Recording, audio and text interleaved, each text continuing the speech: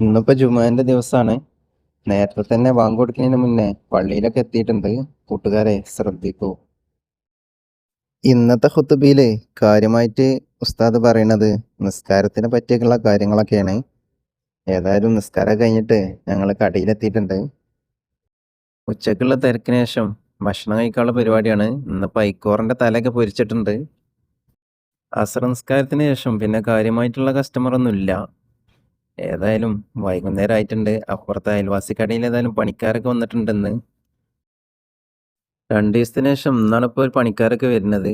വയറിങ്ങിന്റെ പണിയാണ് നടന്നുകൊണ്ടിരിക്കണത്. ഏതായാലും നമ്മുടെ അയൽവാസി പാകിസ്ഥാനി ചങ്കിന് കാര്യമായിട്ട് എന്തോ ടെൻഷൻ ഉണ്ട്. മൂപ്പരിങ്ങനെ ഓരോ കാര്യങ്ങൾ ആലോചിച്ചു കൊണ്ടിരിക്കുകയാണ്. രാത്രി പിന്നെ ഒരുപോലെ കുറച്ചു നേരം മൂപ്പരോട് സംസാരിച്ചിരുന്നു. മൂപ്പർക്ക് ഭയങ്കര ടെൻഷനാണ് നാട്ടിലത്തെ കാര്യങ്ങളും. പിന്നെ ഇവിടെ വന്നിട്ടാണ് ഈ പണിയും ശരിയായിട്ടില്ല. അപ്പൊ അങ്ങനെ ഓരോരോ കാര്യങ്ങളൊക്കെ പറഞ്ഞ് ആളാകെ ടെൻഷനിലാണ്.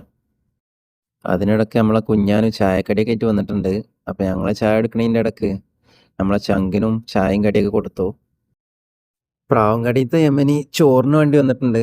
ഓന് കഴിക്കാനുള്ള ചോറാണ്. അപ്പൊ ഓന് കുറച്ച് ചോറും നമ്മളെ ചങ്കിന് കുറച്ച് പത്തായസൊക്കെ കൊടുത്തിട്ട് ഞങ്ങൾക്ക് ഇന്ന് രാത്രി ചിക്കൻ ചൂടാനുള്ള പരിപാടിയിലാണ്.